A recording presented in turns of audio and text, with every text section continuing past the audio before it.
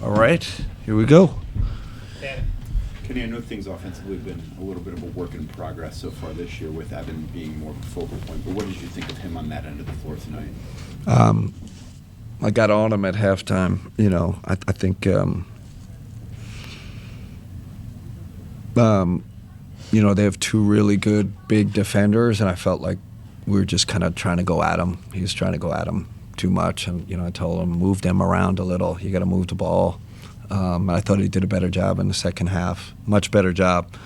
Got to the free throw line, but first half it was, it was a little kind of.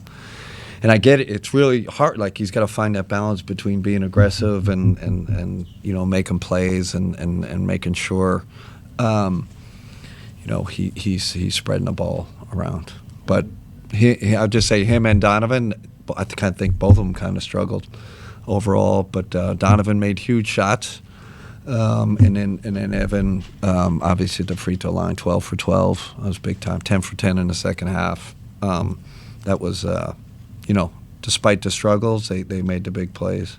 What does it say about Evan that at the end of game situation where you have a lot of good shooters on the floor that he's the one you're getting the ball to get fouled and make the free throw? Yeah, I mean, we got four different options on that play. He was the first one open. Obviously Zoe trusts him. We trust him.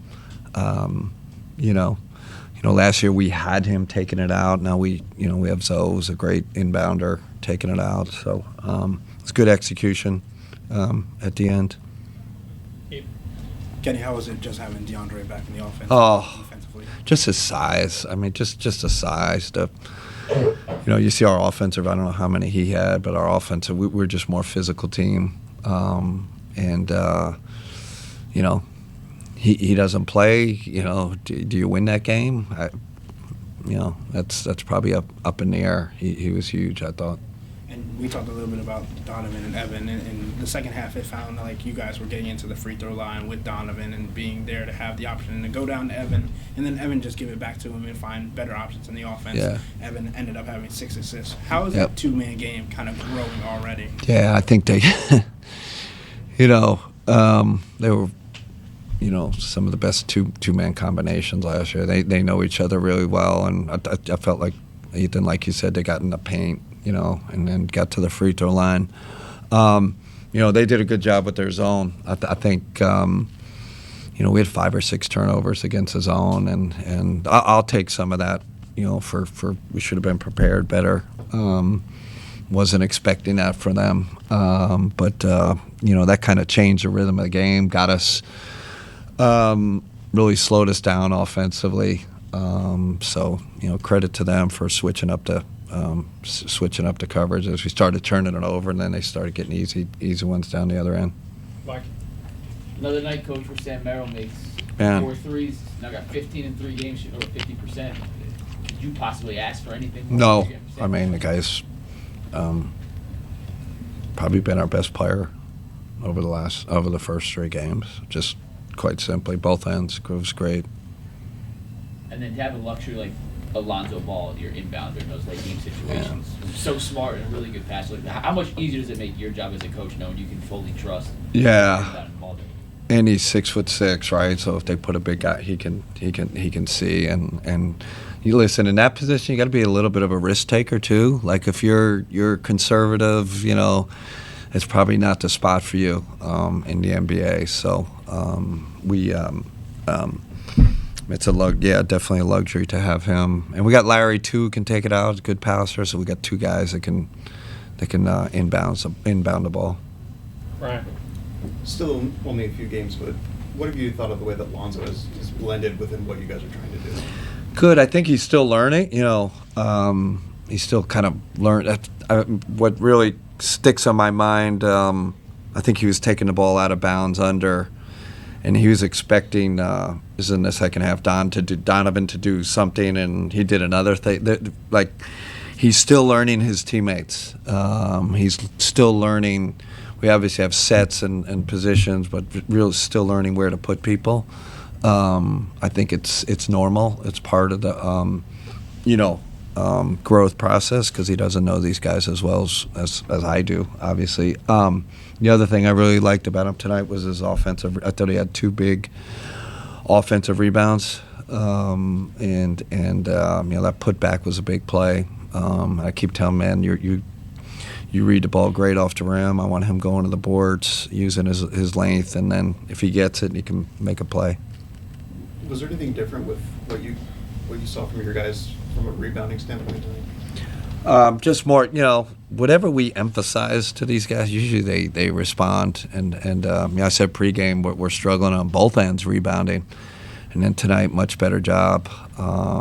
Really, this was at the, deciding factor for us because we didn't, shoot the ball great. We weren't great offensively, but rebounded the ball well on both ends. Cam.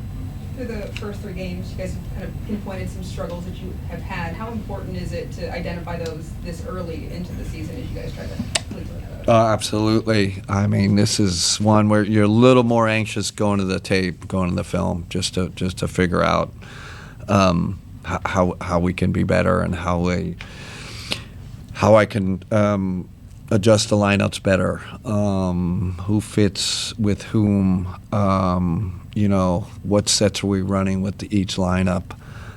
We still have a lot to improve on, a lot to learn about with this team.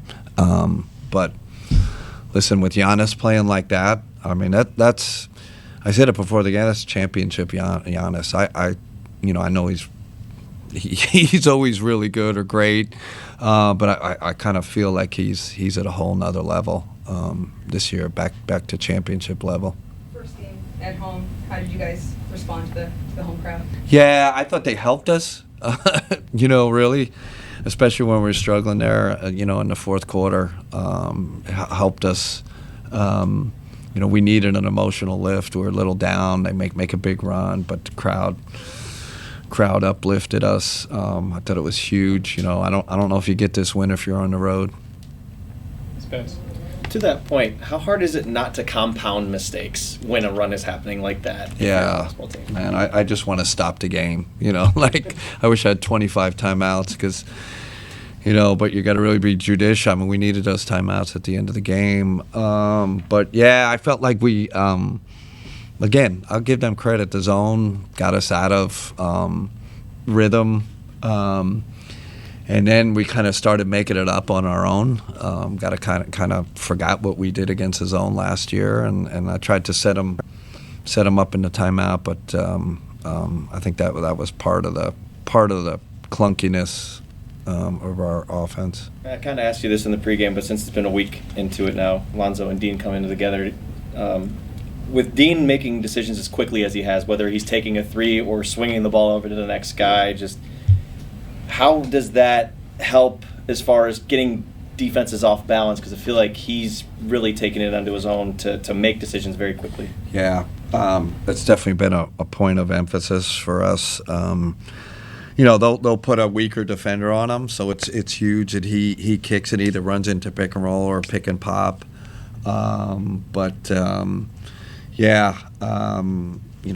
Dean's a huge part of what we do. Dean, what's great about it, he doesn't turn the ball over, so he's a quick decision maker, but he's a low turnover. That's why, we value him so high, and then he gives you great defense. It's like he's like the perfect fit for what we do. Okay, it's not wrap. All right. Thanks, everybody.